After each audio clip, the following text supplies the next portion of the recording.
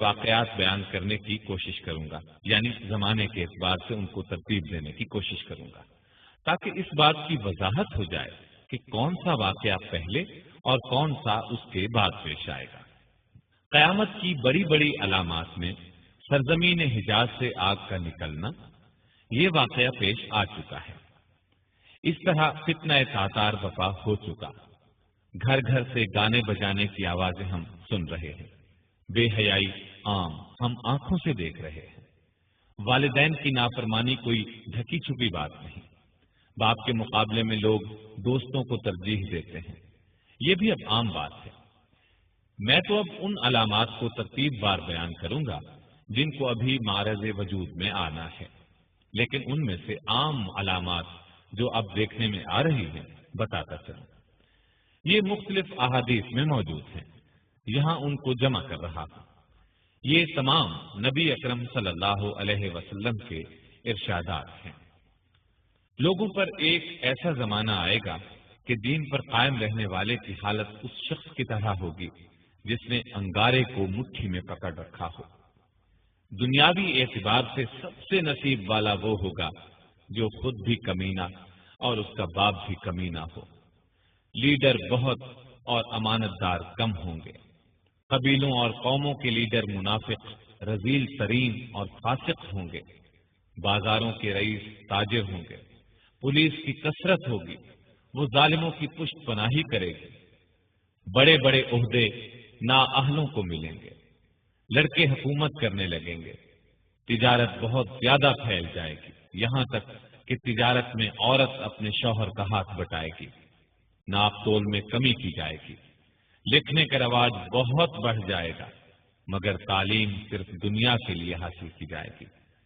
قرآن کو گانے بجانے کا آلہ بنا لیا جائے گا، یعنی گا گا کر پڑھیں گے۔ ریا، شہرت اور مالی فائدے کے لیے قرآن کو گا گا کر پڑھنے والوں کی کثرت ہوگی، فقہا کی قلت ہوگی، علماء کو قتل کیا جائے گا۔ ان پر ایسا وقت آئے گا کہ وہ سرخ سونے سے زیادہ اپنی موت کو پسند کریں گے۔ اس امت کے آخری لوگ پہلے لوگوں پر لعنت کریں گے۔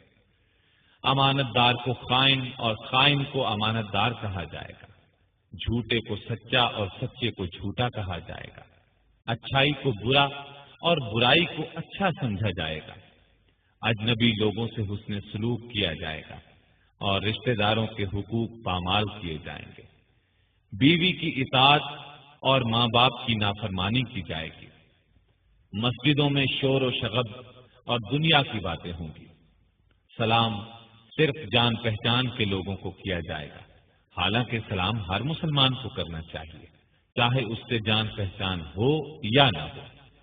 طلاقوں کی کثرت ہوگی، نیک لوگ چھپتے پھریں گے، کمینے لوگوں کا دور دورہ ہوگا، لوگ فخر اور ریا کے طور پر اونچی اونچی عمارات بنانے میں ایک دوسرے کا مقابلہ کریں گے، شراب کا نام نبیذ، سود کا نام نفع اور رشوت کا نام ہدیہ رکھ کر ان کو حلال سمجھا جائے گا۔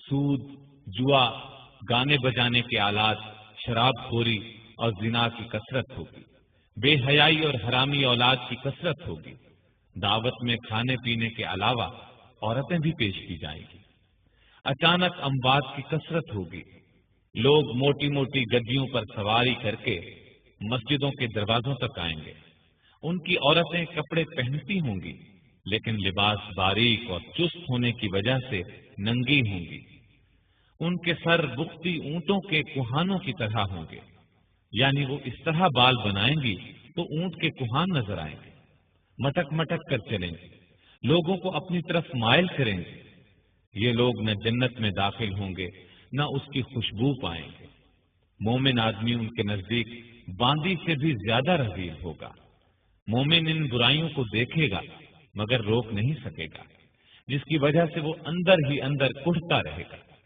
یہ تمام علامات نبی اکرم صلی اللہ علیہ وسلم نے اس زمانے میں بیان فرمائی جب ان کا تصور بھی مشکل تھا، لیکن آج ہم اپنی آنکھوں سے ان سب کو دیکھ رہے ہیں۔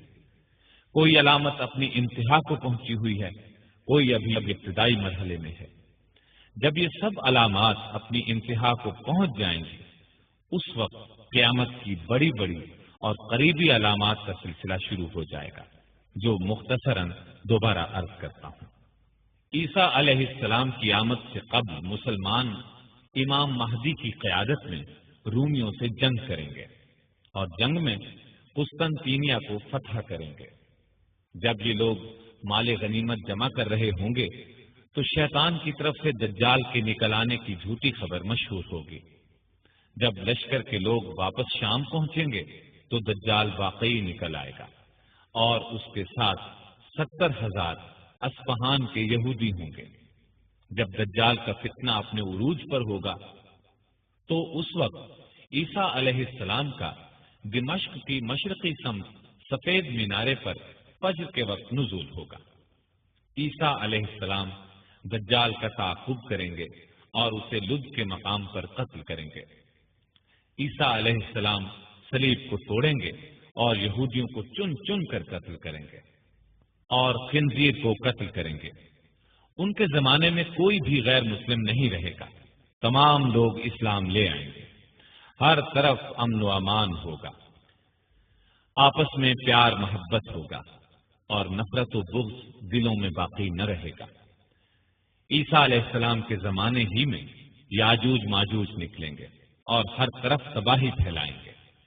عیسیٰ علیہ السلام اللہ سے دعا کریں گے جس کے نتیجے میں وہ ہلاک ہو جائیں گے۔ عیسیٰ علیہ السلام اس دنیا میں 40 سال اور ایک روایت کے مطابق 45 سال رہیں گے۔ ان کے زمانے میں پوری دنیا میں ایک بھی کافر نہیں رہے گا، جہاد موقوف ہو جائے گا، نہ خراج وصول کیا جائے گا اور نہ جزیہ، مال و زر کی فراوانی ہوگی۔ جب آپ کی وفات ہوگی تو مسلمان آپ کی نماز جنازہ پڑھیں گے اور آپ کو دفن کریں گے۔ عیسیٰ علیہ السلام کی وفات کے بعد ایک جانور زمین سے نکلے گا جو لوگوں سے باتیں کرے گا۔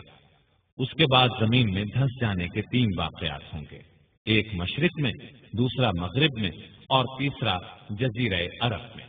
قیامت کی ایک بہت بڑی علامت یہ ہوگی کہ سورج ایک روز مغرب سے طلوع ہوگا، جسے دیکھتے ہی تمام کافر ایمان لے آئیں گے۔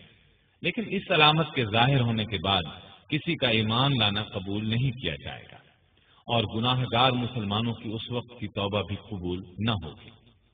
ایک خوشگوار ہوا چلے گی، وہ تمام مومنین کی روحیں قبض کر لے گی اور کوئی مومن پوری دنیا میں زندہ نہیں رہ جائے گا۔ پھر دنیا میں صرف بدترین لوگ رہ جائیں گے۔ وہ گدھوں کی طرح کھلم کھلا زنا کریں گے، پھر پہاڑ دھن دیے جائیں گے۔ بالآخر انہی بدترین لوگوں پر قیامت آئے گی۔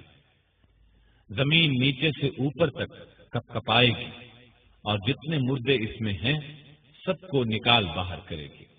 پہاڑ اس دن دھنی ہوئی روئی کے گالوں کی طرح اڑتے پھریں گے، زمین لپیٹ دی جائے گی۔ اس دن ہر نیک اور بد کا انجام ظاہر ہو جائے گا۔ اللہ تعالی ہمیں اپنے فضل و کرم سے اس دن کی سختیوں سے بچائے، آمین۔